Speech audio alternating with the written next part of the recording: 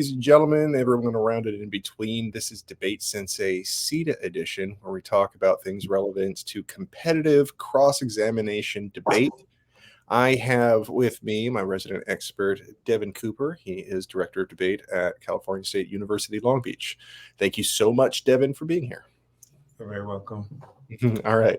I was told to introduce myself. I always forget to do that. I'm Jared Kubika Miller. I am a professor of communications and a debate coach as well. And I'm interested in kind of following the background story of a season-long experience for different types of debate. And so this is one of the series of many that I'm doing. Okay.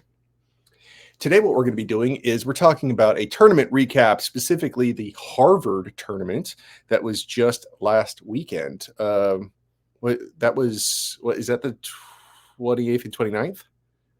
28th, 29th, 30th. Yeah. Oh, 30th. Okay. Okay, cool. Excellent.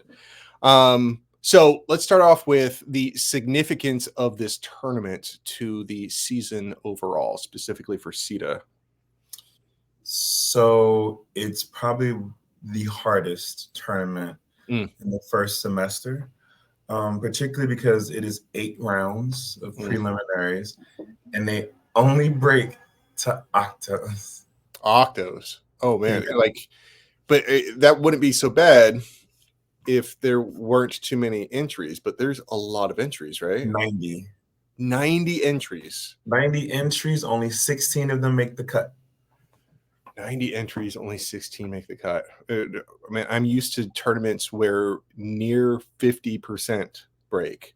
You know, I think that's, I don't know about you. Is that different? Most tournaments I went to, it's like you'd have roughly just less than half of the field break. 32. Okay. So a third. Okay. Yeah.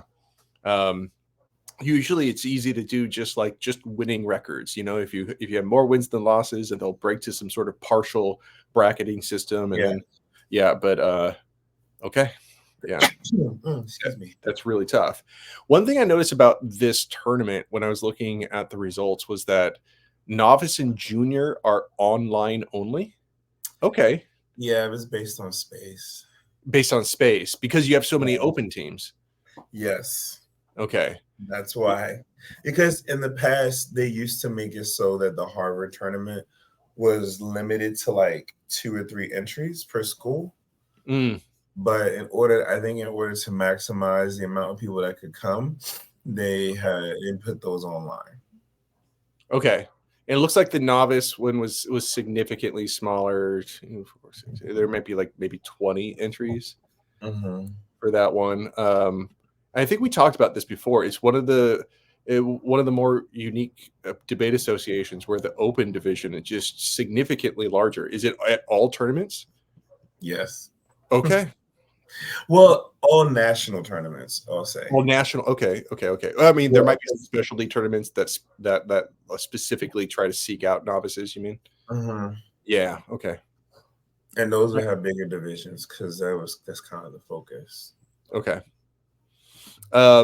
Another thing I noticed, and I was hoping that you could shed a little light on, there is a CEDA points result. What's that about? That's just how people get ranked in CEDA based on the accumulation of points all year.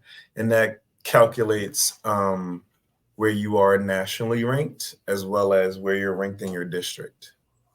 Okay, but they don't formally use those numbers just to calculate overall. Isn't it like a coach's poll process? That's just like some ad hoc thing. But the points, the CEDA points are for your overall team. Oh, those are rank your overall team, not your individual team usually. So it's like right now we are like 11th in the national. Right, but we're also first in our district. Okay. Now. All right. I'm looking at Ortega and Flores, and they got their own set of points. It was like 7 points versus Dom Kick and Phil got 15 points.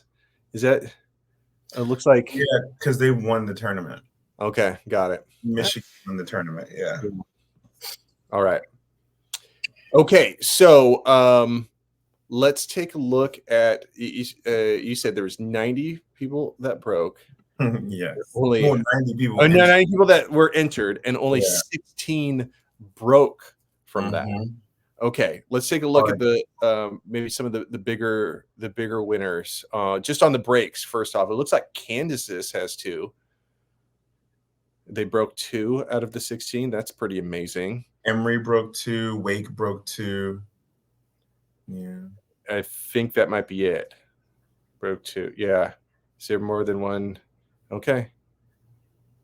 All right. Was Canvas at Kentucky as well? I think, was it?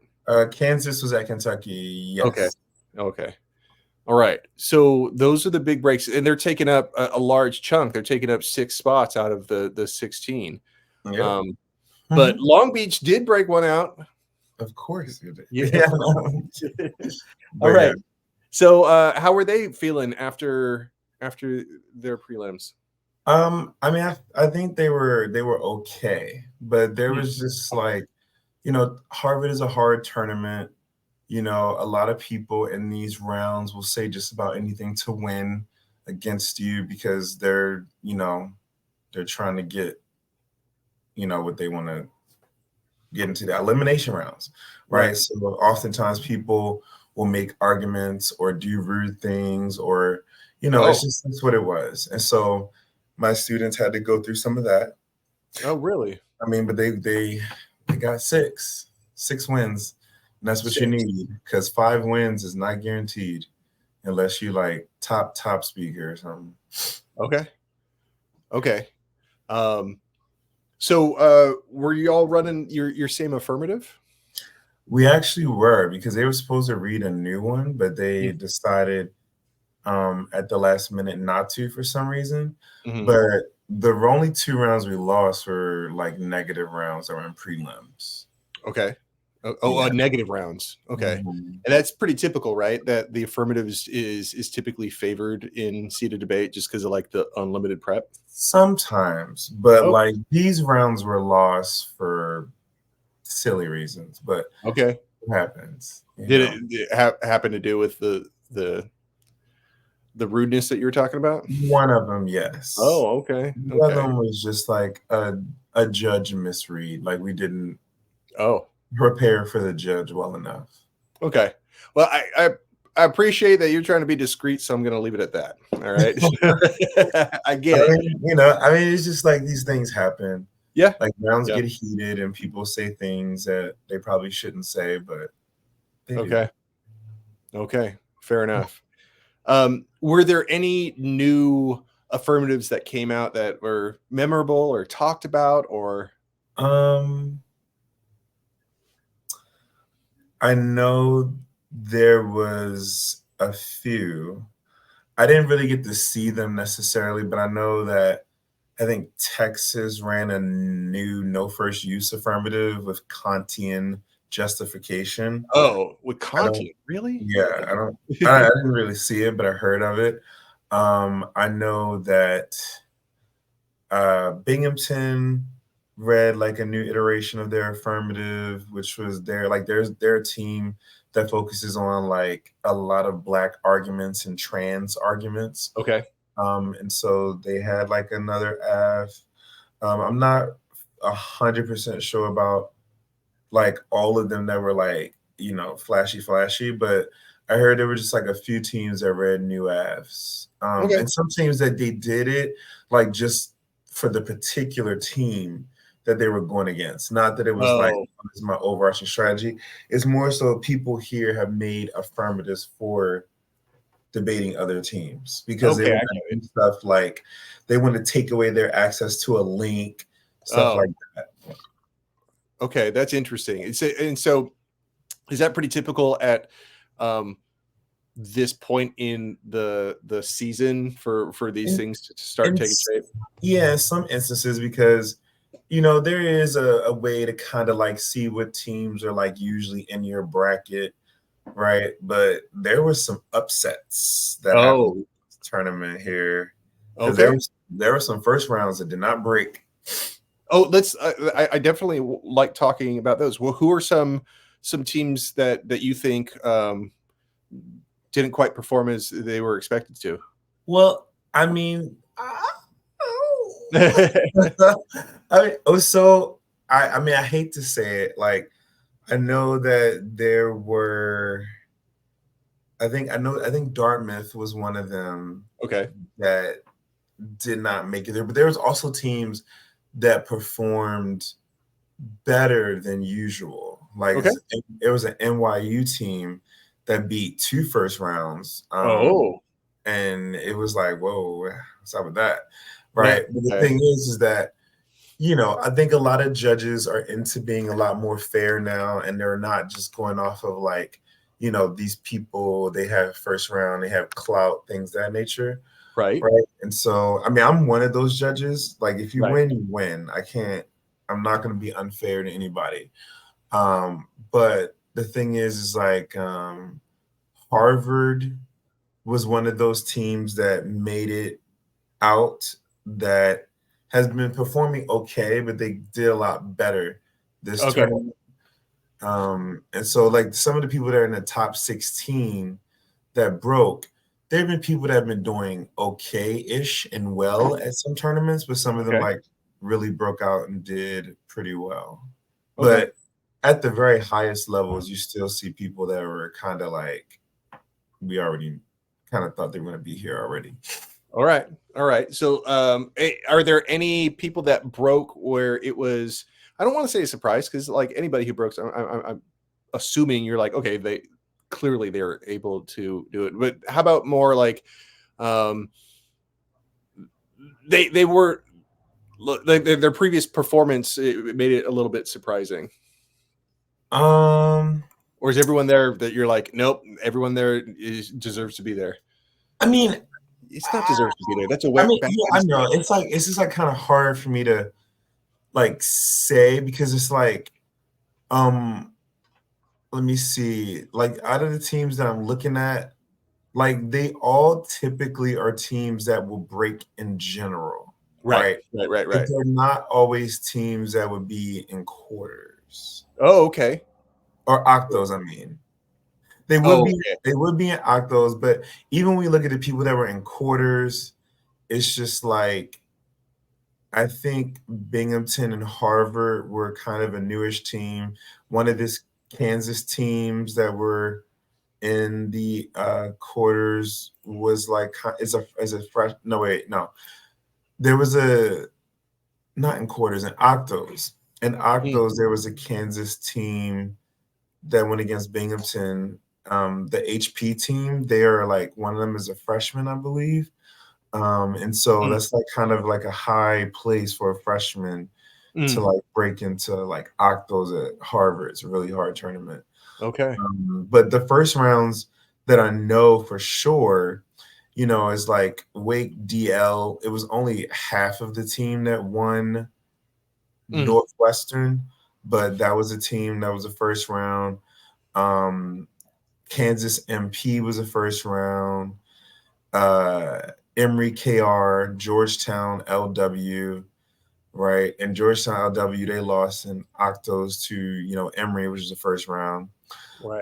Iowa, I think, is teetering on the first round. Kansas RS is more so a first round as well. So it's just like, and of course, Michigan PD is a first round and they won. Yeah. But like, it was a lot of people who were first rounds, but there's a lot of people who are on the cusp or who were at the Kentucky round robin that were not. Like, Kentucky, the team also did not advance, who was the first round. Okay, so yeah, that's one glaring omission from the octafinals, right? Yes. Right. Okay. But it was a tough tournament. Like, everybody like were doing what they had to do to try to get into that tough break.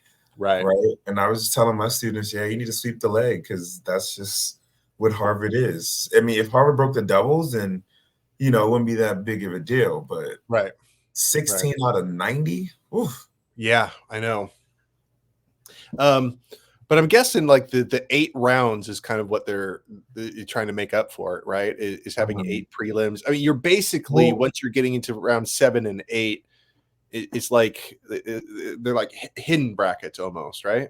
Well, so this is the thing: is that Harvard has always been 8 rounds and broke the octos. Okay, That's why it's seen as the hardest tournament. Like even when I debated, like I feel like my first time going to Harvard, I went 3-5. The second time, 4-4. The third time, 5-3. And in my senior year, we were 7-1. Oh, okay. So it's a hard tournament. It's really hard. like. So let's talk about who made it out. So of octafinals, Emory, their number 1 team looks like they went all the way to the final round. They went. They won over Georgetown. They took us out. and they took in quarterfinals. I saw that too. It was a 2-1. We just needed one more. Okay. Oh wow. How about you? So Emory in the first bracket, Emory goes. It looks like Georgetown was the 16th seed, so I guess that wasn't. And Emory was top seed. So that was the one always hits the bottom. All right. Yeah. And you're in the same bracket with that, but you're going against Iowa, and that one is much more evenly matched. You said that went 2-1. That one was a 2-1 as well. Oh, okay. But that was a really close round, and we love Iowa. They're friends of my students. And it sucks because we had to face them at Northwestern. Oh, okay. And octos as well. So it's very unfortunate.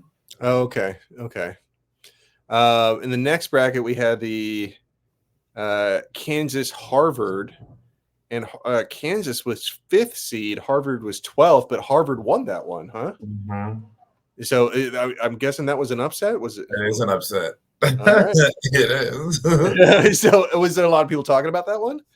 Well, I mean, I think so. I mean, but at that point, I wasn't focused on the other people yet. Right. It's because that was an upset because that Kansas team was they were 7-1, I believe. Okay. Yeah. I mean, they're 5th seed, so they got to be pretty damn good. Yeah. Okay.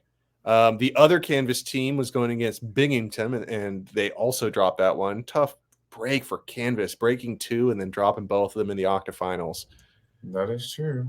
I didn't even notice that till now. Oof. Oh man, that's a shame. Yeah, but that Binghamton team, they were 7-1. They was just going through this tournament.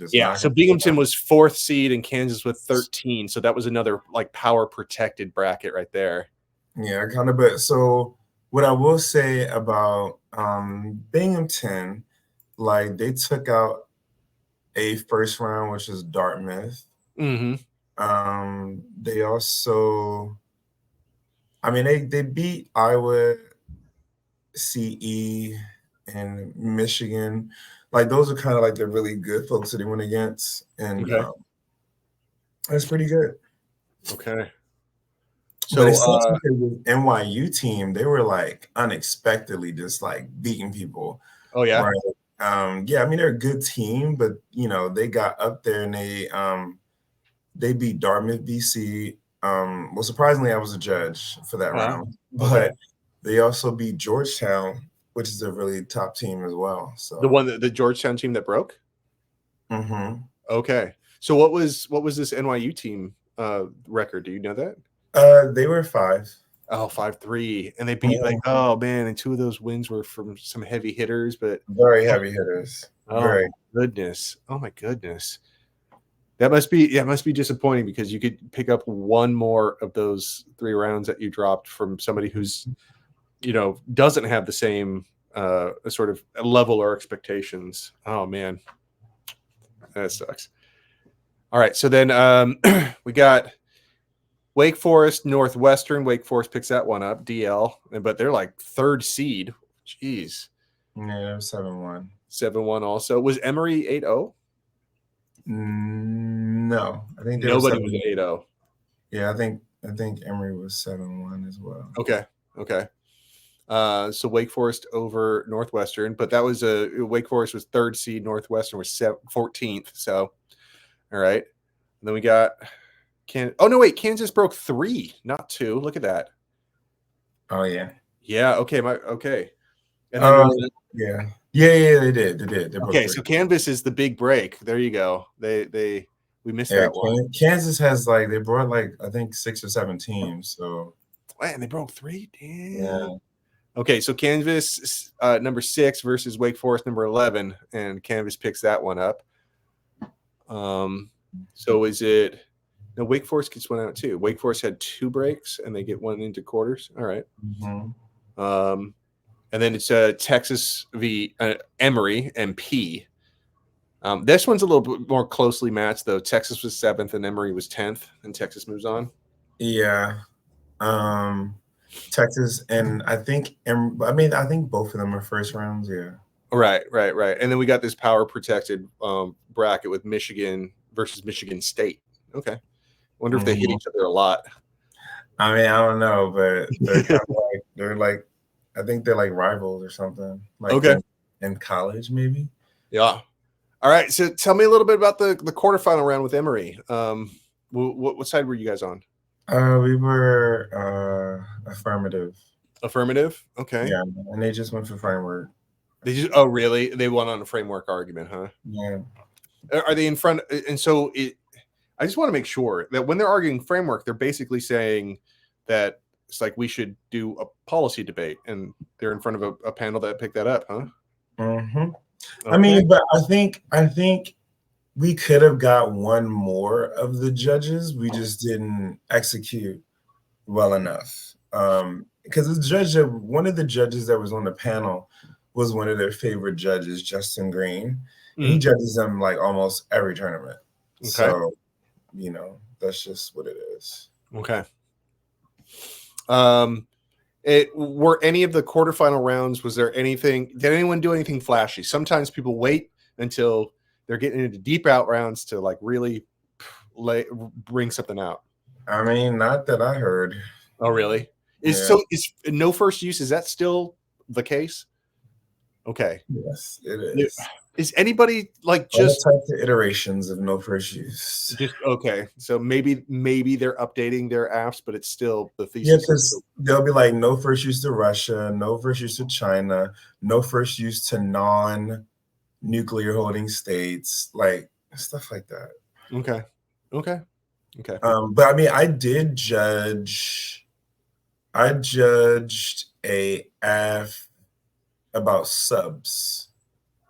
Oh, okay. A submarine. Okay. Yeah, I judged the affirmative. That was the first time judging the F about subs on this topic.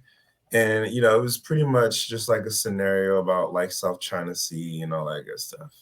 Okay. Yeah, but that was kind of like the only subs or like water-based arm of the triad. Oh, got it. The other triad, the other part of the triad. Right. Yeah. Okay, but that was Emory was a top seed, so you knew it was going to be tough. Well, yeah, but like we beat them before, right? And so we weren't like intimidated. It's just that we knew that they were going to go. We were going to go against them, with their strongly written framework blocks, So. All right. Next round is Harvard versus Binghamton. Now, Harvard, just to remind, is 12th seed, and Binghamton is 4th seed. And Harvard picks this one up. Do you know anything about this round? I don't really, but I'm pretty sure it was all about black things. Oh, okay. Yeah. Do you know who is AF? Is any idea? It should be on there. Is it? Does it show? Yeah, I only have the bracket, not the. Yeah, it was. Binghamton was AF. Okay, and you said that Binghamton kind of has that affirmative. Their affirmative is like they play like music. And really? They talk about poems and all that good stuff. It's pretty nice. Okay, so is that a performance one? Does that constitute a performance? Yeah, one? Okay. Binghamton is a performance one. Okay, and then Harvard OG, they're like a black team. It's a black man, a black woman. And they talk about race arguments, particularly about blackness. And I'm not really sure they ran on a negative against them, but I'm pretty sure it was something dealing with Black Okay. Okay. people. So, I'm assuming that Binghamton's affirmative is fairly well known, so they probably had something crafted pretty specific. Well, I mean, it's well known, but it's not like stuff that you can really grasp on and just like create some real like negative stuff too, because it's like poetry, and they're like affirming like things like captive maternal, like these theoretical arguments about Black people, Okay. and so it's just like kind of not, I don't want to say abstract, but it's really like a performance that you have to really like understand Okay. if you're debating it more so. Okay. And you don't think that framework was the main argument in that one? No, Okay. I'm pretty sure it wasn't. All right. Mhm. All Nope. right. Then we got Wake Forest and Kansas. This is number 3 and number 6, respectively. So it's a matchup right here. And Wake Forest picks this one up. You know anything about that round? I think Wake Forest was affirmative. Okay. Wake Forest pretty typically a policy team. Wait. No. Well. So this is the thing. In the past, Wake Forest used to be a really heavy, straight up traditional policy team. Okay. There's a bit of a shift that occurred, but this team is pretty like K, like really. Oh, okay. Yeah, like I don't want to say performance-y, but like kind of, but not always. Okay. But it's pretty much a K team. So, and that Kansas team, pretty much not. Oh, okay. So Kansas is typically, and so if Wake Forest is on the AF, I'm assuming this one went to framework. Could have been, yeah. Could have been, and then Kansas didn't pick that one up. Okay. Yeah, they did. They got one person to vote for them. Okay. These are panels of 3 in quarterfinals, right? Yes. Okay. Okay. So it's still a 2-1. Got it. Mm-hmm. All right. Then we got Texas and Michigan. Texas is 7th, Michigan 2nd. Michigan picks it up. So yeah. So I think I didn't hear too much about this round, but I think Michigan ran framework. okay. Really? And they picked up on that, huh? Yeah. All right. That's their thing. So that's their thing. Got it. Yeah. Okay, that's their. All right. Well, it looks like they, if that's their thing, looks like it's working for them. Mm-hmm. All right. So we got semifinals. We got Emory and Harvard. Now, this is Emory, the top seed versus Harvard 12th seed, who's been this underdog. I love it. It's called Harvard OG. So yeah, I would judge that round. You judged that round, the semifinal round. Okay. Yeah. What happened? So the affirmative read a AF that was about disarming nuclear weapons, and they were saying that Who's on the affirmative? Emory. Okay. And they read an AF about disarming nuclear weapons, and they said that like if we disarm nuclear weapons, that Department of Defense funding and DOE money will be funneled into doing better things like climate change mediation and stuff like that. Mm-hmm. And so one of the things they said is that like if we can invest more money into innovation when it comes to green tech, which could help mitigate climate change and do things like that and make more bioengineering, things like, stuff. And climate was like their major impact, and also like, disarming nuclear weapons that don't cause catastrophic death. So on the negative, Harvard ran a counter plan that was pretty much saying that we should give nuclear weapons to Wakanda. Okay. I mean, it was a little bit more like nuanced, but I feel like it was nice. I liked it. It's just that like there were just some holes in the way that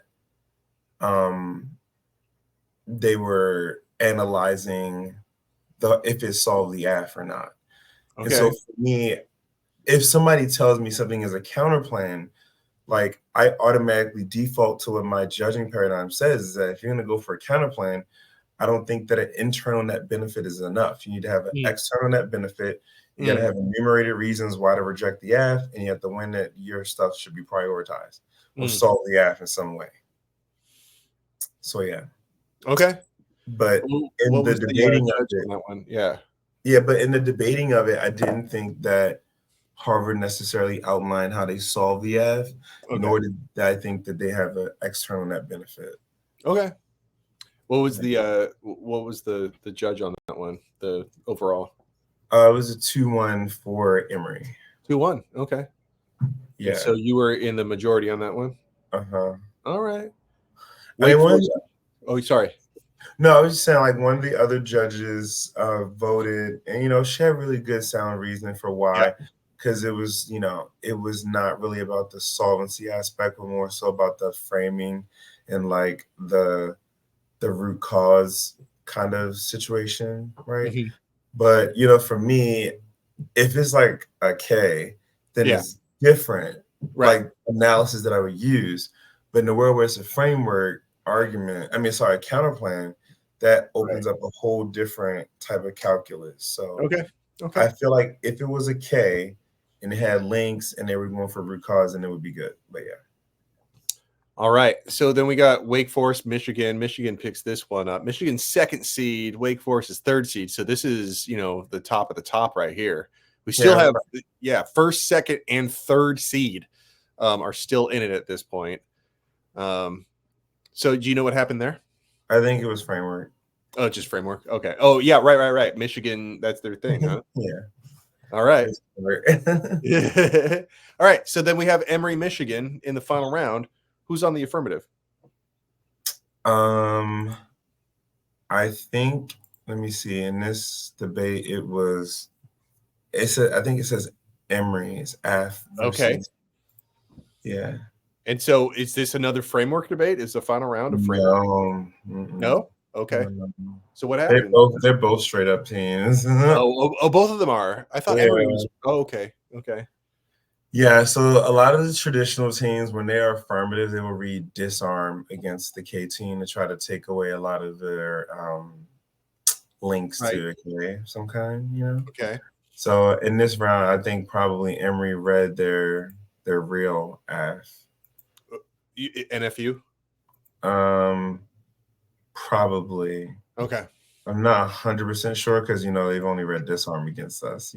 That's all right. So I doubt they're gonna read like a big stick F against us because that's not what they would want to do. All right. Yeah. So Michigan PD picks up on this tournament, a pretty big get for the overall season. But y'all are doing great, right? When are first rounds? When is that announced and officialized? Next year. Next year technically. But like in February. In February, all right. And this even though you got knocked out in quarters, this has to bode there's no question we are going to get the first round. You got to be because we won a major, which is Kentucky, and we got to quarters of Northwestern.